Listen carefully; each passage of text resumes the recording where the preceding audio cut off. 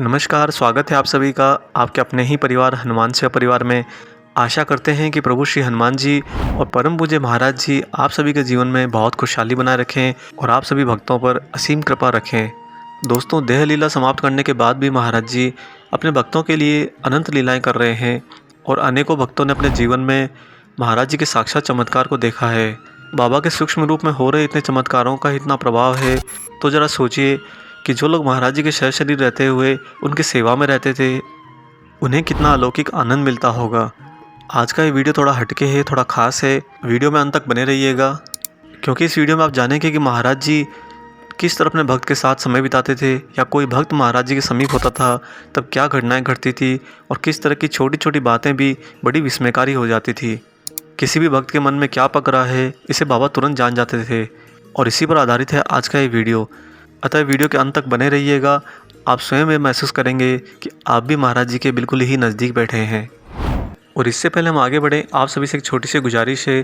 Video अगर अच्छा लगे तो वीडियो को लाइक ज़रूर कीजिएगा और अपने सभी चिरपरिचित लोगों में से साझा कीजिएगा, शेयर कीजिएगा। और जो लोग चैनल पर नए हैं, प्रथम बार वीडियो देख रहे हैं, आप चैनल को सब्सक्राइब कर लीजिए और साथ ही बेल आइकन को ऑन कर लीजिए, ताकि आने वाले सारे नए वीडियो आप तक सर्वप्रथम पहुँचें। आइए ले चलते हैं अब आपको इस बहुत ही अद्भुत वीडियो पर। दोस्तों, ये वृतांत एक अमेरिकन भक्त के साथ का है। वह भक्त जो महाराज जी के पास निरंतर आश्रम में रहता था, साथ ही उसने यहाँ पर अधिक समय बिताने के कारण हिंदी भाषा सीख ली थी। अतः वह महाराज जी के बहुत समीप रहता था और बाबा से बात भी किया करता था। आज आपको उनके द्वारा बताई गई कुछ बातें साझा करेंगे और इनके द्वारा आप ये महसूस करेंगे कि आप महाराज जी के बहुत निकट बैठे हैं। वह अमेरिकन भक्त बताते हैं कि मैं उन विदेशी भक्तों में से एक था जो हिंदी बोल और समझ सकते थे, इसलिए मैं बाबा के पास अधिकतर बैठकर उनसे बात कर लिया करता था। महाराज जी के साथ गपशप कर लेता था और कभी कभी तो बाबा के श्रीमुख से चौंकाने वाली बातें भी सुन लेता था, क्योंकि बाबा कभी कभी मेरे ही किसी परिचित व्यक्ति के बारे में पूछ लेते, जिसके बारे में मैंने उन्हें कभी कुछ नहीं बताया और ना ही मैंने किसी को आश्रम में बताया होता। बातों बातों में अचानक महाराज जी कहते, अमुक व्यक्ति के साथ तुम्हारी क्या कहानी है, और यह कहकर महाराज जी हंसने लगते या मुस्कुरा देते। कभी ऐसा भी होता कि मैं हंसते हंसते उनके ऊपर गिर जाता तो बाबा मुझे अपने सीने से लगा लेते, मानो कह रहे हो, हम तुम्हारे बारे में सब जानते हैं और हम तुमसे बहुत प्रेम करते हैं। महाराज जी के सीने से लगने का सौभाग्य बहुत ही अलौकिक होता था। ऐसा लगता ही नहीं था कि मानो किसी मनुष्य के सीने से लगा हूँ। जब भी बाबा मुझे समेटकर अपने कंबल में अपने सीने से लगाते, मैं किसी दिव्य प्रकाश पुंज के बीच में ही खुद को पाता। कभी कभी मैं बाबा के पाँव भी दबा देता था, और जब मैं महाराज जी के पाँव दबाता, उसमें अगर मेरे मन में कोई तुच्छ बात आ जाती तो महाराज जी अचानक से मेरा हाथ हटा देते, और जब फिर अपने विचारों को संतुलित कर लेता तो महाराज जी वापस फिर से मेरा हाथ अपने पैरों पर रखवा देते। यह मुझे शिक्षित करने का बाबा का अपना ही विलक्षण तरीका था। अर्थात अपने दिव्य गुरु के समीप रहो या उनके संरक्षण में रहो तो मन में कभी भी तुच्छ विचार ना आने दो। आगे वो भक्त बताते हैं कि मेरी पत्नी ने बाबा का प्रथम दर्शन उस समय किया था जब वे इंडिया होटल में भीड़ के बीच बैठे हुए थे। पत्नी ने बाबा से बात तो नहीं की, परंतु उसमें मेरे मन में आया कि अब घर चलकर वह चाय बनाए। बाबा उसमें भक्तों को मिठाई बांट रहे थे। वे मेरे मन के विचार को तुरंत समझ गए और मेरी पत्नी से बोले, तो अब घर जा, तेरा पति चाय के लिए इंतज़ार कर रहा है। मेरा अचानक मन में विचार उठना और वही बात महाराज जी के मुख से सुनना बहुत ही दिव्य अनुभव था। आगे वह अपने मिलने की प्रथम घटना महाराज जी के बारे में साझा करते हैं और कहते हैं कि मैं बाबा के पास जब नया नया ही आया था, उसमें बाबा अपना सिर मुंडवा रहे थे। मेरी इच्छा हुई कि मैं उनका सिर चूम लूँ। थोड़ी देर बाद वे मुझे अपने कमरे में ले गए और ज़ोरदार ठहाका लगाया। हंसते हंसते लोटपोट हो गए और उसी दौरान इस हंसी ठिठोली में बाबा ने अपना सिर झुकाकर मेरे सम्मुख कर दिया और मैंने सहसा ही उसे चूम लिया। इस तरह महाराज जी ने मेरी मनोकामना भी पूर्ण कर दी। महाराज जी के सानिध्य में हर पल ऐसा ही लगता था कि हम मन में विचार ही क्यों लाते हैं, क्योंकि हम जो भी मन में विचार लाएंगे बाबा उसे पूर्ण करने के लिए कोई ना कोई शारीरिक क्रिया अवश्य करेंगे। अतः मन में कभी कभी आत्मग्लानि भी हो उठती कि हम खामखा ही महाराज जी को परेशान करते हैं अपने मन में विचार उठाकर। वह भक्त आगे कहते हैं कि महाराज जी से मेरी बातें मन ही मन में होती। जब वे किसी को व्यग्रता की स्थिति में डालते तो मेरा मन कहता कि महाराज जी ऐसा मत कीजिए। महाराज जी मेरे मन की बात समझ जाते और संकेत से ही इसका उत्तर दे देते। मैं उसी समय समझ जाता कि बाबा मेरी बातें सुन रहे हैं। आगे वह भक्त बताते हैं कि एक दिन मैं बाबा के तख्त के पास बैठा था और उनके आगमन की प्रतीक्षा कर रहा था। तभी मेरे मन में इच्छा हुई कि मेरे हृदय की गति महाराज जी के हृदय की गति के समान हो जाए, और जो ही ये विचार मेरे मन में उठा, उस मकान के भीतर एक तूफान सा उठ गया। दरवाजे के जोर जोर से बंद होने की आवाज़ आने लगी। एकदम बाहर के दरवाजे धमाके के साथ खुले। इसी बीच बाबा आकर मेरे बिल्कुल समीप मात्र 6 इंच की दूरी पर बैठ गए। मेरे हृदय की धड़कन बहुत ज़्यादा बढ़ गई थी और ऐसा लग रहा था मानो वो मेरे सीने में ज़ोर ज़ोर से उछल रहा है। लेकिन मैं पूरी तरह से इस जिद पर ही रहा कि मेरे हृदय का स्पंदन बाबा के साथ ही होता रहे। बाबा स्फूर्ति से भरे हुए कई लोगों से बात करते रहे। कुछ देर बाद मेरा दिमाग भटकने लगा, कुछ अन्य विचार आने लगे और उसी क्षण बाबा अचानक तख्त के दूसरे किनारे पर मेरी ओर मुंह फेर कर बैठ गए।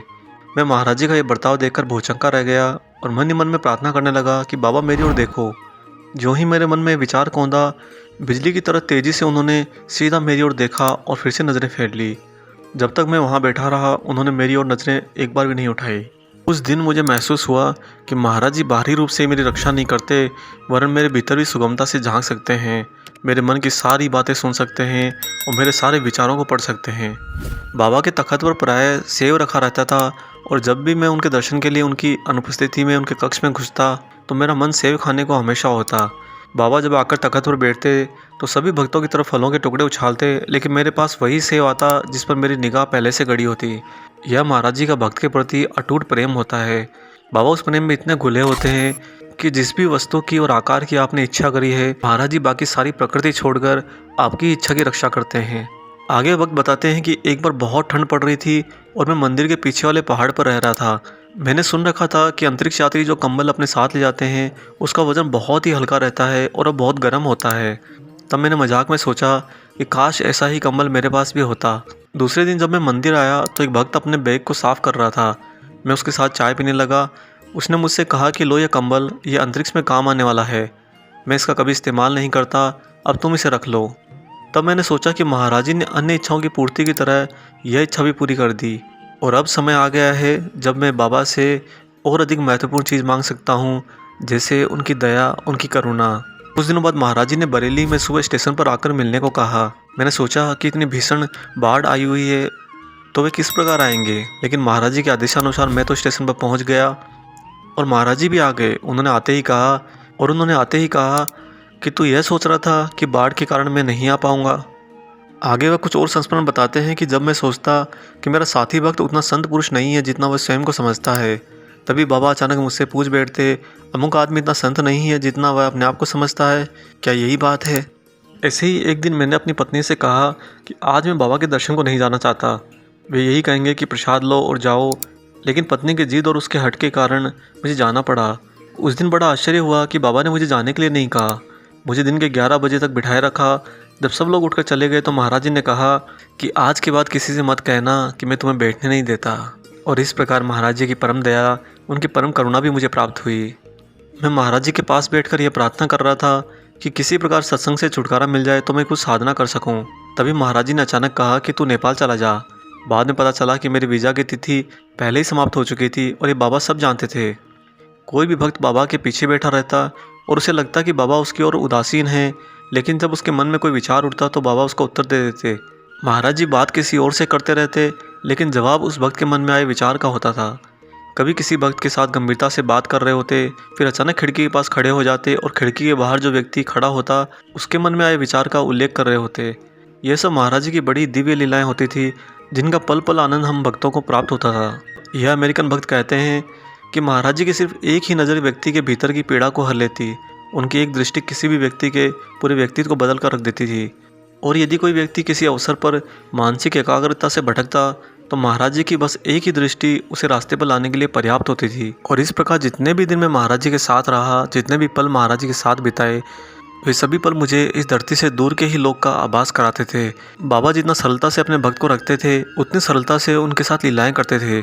और महाराज जी की सारी लीलाएं भक्त की आत्मा को छानने के लिए होती थी। भक्त ये सब कुछ समझ आता था कि जो कुछ वह कर रहा है वह सब कुछ पूर्ण नियंत्रण में है।